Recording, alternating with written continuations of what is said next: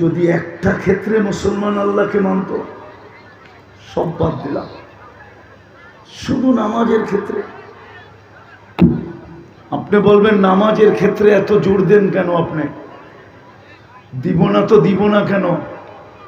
রোজায় তো শুধু চাঁদ উঠায়া দেন, হজেও তো শুধু মাসটা আইনা দেন, ঠিক না? হ্যাঁ, সত্য তো? ভুল বলতেছি? হ্যাঁ, জাকাতে তো শুধু মালের অধিকারী বানায় দেন, কিন্তু নামাজের ক্ষেত্রে তো ডেলি 5 বার নিজে ডাকেন। 5 বার কি করেন? 5 বার নিজে না ডাকেন না?